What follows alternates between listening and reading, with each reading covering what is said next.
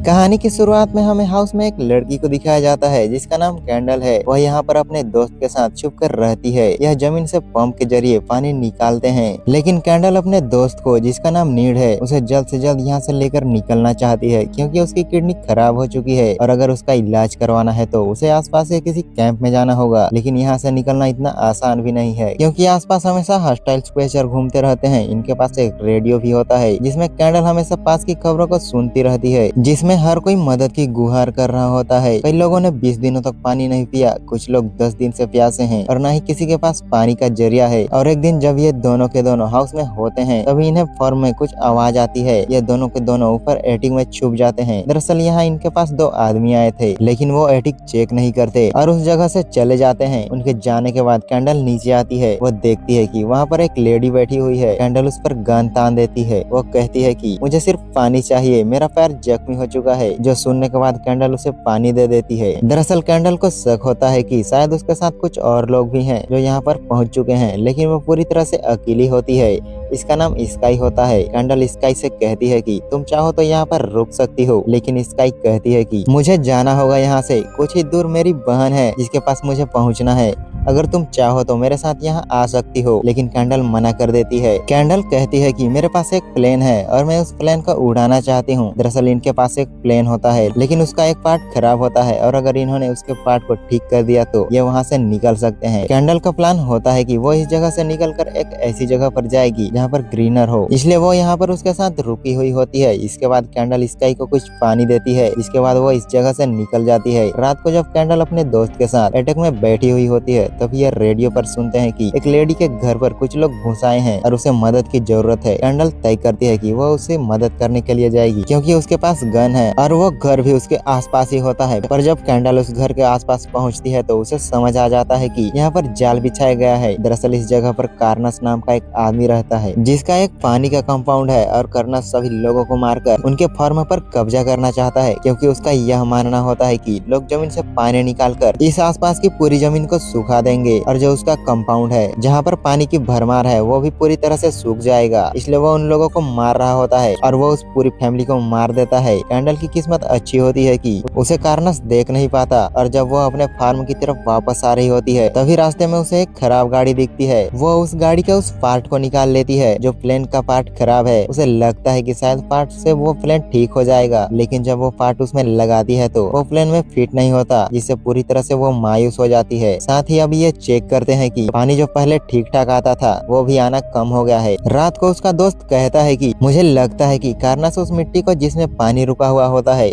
उसे ड्रिल करके अपनी तरफ खींच रहा है, जिस वजह से पानी पूरी तरह से सूख जा रहा है और मुझे नहीं लगता कि पानी के बगैर मैं जी पाऊंगा। मेरी किडनी खराब हो चुकी है, इसलिए अब तुम्हें प्लान ठीक करने की कोई भी जरूरत नहीं है। अब तुम यहाँ से निकल जाओ। यहाँ से काफी दूर मेरे अंकल का फॉर्म है, तुम्हें 2-3 हफ्ते लगेंगे वहाँ पहुँचने में। वहाँ पहुँचकर तुम पूरी तरह से सेफ रह सकती हो। लेकिन कैंडल अपने दोस्त डीन से कहती है कि मैं तुम्हें यहाँ पर अकेला छोड़कर नहीं जाऊंगी। दरअसल ये दोनों के दोनों अनाथ होते हैं। साथ ही डीन ने यहाँ इसी घर में अपनी बड़ी बहन को भी खो दिया, जिसकी बॉडी को उसने इसी फॉर्म के बाहर दफना दिया। वीडियो में आगे बढ़ने से पहले सबसे रिक्वेस्ट है कि मेरे 99% व्यूवर्स वीडियो को देखते तो हैं मगर चैनल को सब्सक्राइब नहीं करते और न ही वीडियो को लाइक करते हैं, तो आप सबसे रिक्वेस्ट है कि मेरे चैनल को सब्सक्राइब करें और वीडियो को एक लाइक कर दिया करें। अगली सुबह पास ही में रहने वाला एक लड़का जिसका नाम गैब्रियल है, जो कैंडल को पसंद करता है, वो उससे मदद मांगने के लिए चाहती है और तभी रास्ते में उसे स्काई की डेड बॉडी दिखाई देती है जो अपनी बहन के घर जाना चाहती थी। दरअसल अब उसकी मौत हो चुकी है और तभी यहाँ पर ग्रेस नाम की एक लेडी आती है जो इन्हें के आसपास रहती है। वो कहती है कि सबके कुएं सूख चुके हैं और अब हमारे पास एक ही रास्ता है कि हम कॉर्नस को ज्वाइन कर लें, जैसा कि वो चाहता है उसके लिए काम करें। ये कैंडल को बता दी कि उसके पास ऐसी भी दवाई है जिससे तुम्हारा दोस्त डीन पूरी तरह से ठीक हो सकता है, लेकिन वो नहीं चाहती कि वो कॉर्नस को ज्वाइन करे। और तभी कॉर्नस यहाँ पर आने लगता है, लेकिन इससे पहले कि वो उस जगह पर पहुँचता कि कैंडल चुप हो जाती है। कॉर्नस इस जगह पर आकर गैब्रियल को पूरी फैमिली को मार देता है और वो कहता है कि ये सब के सब बहुत बूढ़े हो चुके हैं और मेरे पास इतना पानी नहीं है कि मैं इन बूढ़े लोगों को पानी दे सकूं। मेरे पास लिमिटेड पानी कहानी है। गैब्रियल अपनी फैमिली की मौत से पूरी तरह टूट जाता है। वो गैब्रियल से पूछता है कि यहाँ आसपास कोई और भी छुपा है क्या, लेकिन गैब्रियल साफ साफ मना कर देता है। जिसके बाद कैंडल पीछे के रास्ते से भाग जाती है और तभी उसके सामने एक आदमी आ जाता है, लेकिन वो उसे अपनी गन से मारकर उस फॉर्म में चली जाती है। दरअसल इस जगह पर एक बच्चा रहता है जो अकेला रहता है और कैंडल ने इस बच्चे से वादा किया होता है कि जब यह प्लेन इस जगह से निकलेंगे तो वो उस बच्चे को अपने साथ ले जाएगी। हालांकि उसने कई बार बच्चे को अपने साथ रहने के लिए कहा होता है, लेकिन यह यहाँ पर अकेला ही रहना चाहता है। अब जब कैंडल अपने फार्म में पहुँचती है तो वो अपने दोस्त टीन को बताती है कि कॉर्नस सभी लोगों को धीरे धीरे मार रहा है, वो किसी को भी अपनी जगह पर नहीं ले जा रहा है। दरअसल वह चाहता है कि यहाँ पर कम से कम लोग बचे रहें ताकि कम से कम पानी इस्तेमाल हो सके। और इसके बाद दिखाया जाता है कि डीन बाहर जाता है जहाँ पर उसने अपनी बहन को दफनाया था। वो उसे आज भी बहुत याद कर रहा होता है और वो अपनी दोस्त कैंडल से कहता है कि जब भी मेरी मौत हो तो मुझे दफनाना मत, मुझे जला देना, क्योंकि वह जानता है कि अगर उसे दफना दिया गया तो कैंडल हो सकता है कि शायद हमेशा उसकी याद में इस जगह पर रुक जाए। ये सारी बातें सुनकर कैंडल बहुत इमोशनल हो जाती है और वो अपने दोस्त डीन से कहती है कि हम इससे पहले यहाँ से निकल जाएंगे। अब ये दोनों रात को अटैक में ही सो जाते हैं और अगली सुबह वो नीचे आती है तो देखती है कि बाहर कॉर्नस का आदमी खड़ा है। वह वहीं घर के अंदर छुप जाती है। दरअसल इनके पास बाहर में एक पंप होता है, इसलिए हमेशा कॉर्नस को इन पर शक होता है कि इस जगह पर कोई ना कोई रहता है जो कि अंदर है, जल्द से जल्द बाहर आ जाए। लेकिन उसे पता है कि अगर वह बाहर चली गई तो कॉर्नस उसे मार देगा, इसलिए वह वापस एटिक में चली जाती है जहाँ पर डीन पहले से ही होता है। और अब कॉर्नस के आदमी अंदर जाते हैं। कॉर्नस के पास एक ऐसा डिवाइस होता है जिससे वो हमियोस को ट्रेस कर लेता है, लेकिन वो इन्हें ट्रेस नहीं कर पाता क्योंकि ये दोनों के दोनों अपने आप को फॉइल पेपर से पूरी तरह से कवर कर लेते हैं जो इंसानों की हीट को बाहर आने नहीं देता। इसलिए कॉर्नस अपनी डिवाइस से इनको ट्रैक नहीं कर पाता, लेकिन वो अंदर जहरीली गैस छोड़ देता है ताकि अंदर कोई भी हो तो वो अपने आप ही बाहर आ जाए। लेकिन ये दोनों के दोनों मास्क पहन लेते हैं जिससे जहरीली गैस इन पर कोई असर नहीं होता। कॉर्नस और उसके आदमियों को यकीन हो जाता है कि यहाँ पर कोई भी नहीं है, इसलिए वो इस जगह पर अपना मार्क लगाकर निकल जाता है, यानी कि अब यह जगह कॉर्नस की है। लेकिन जब कॉर्नस की बेटी जा रही होती है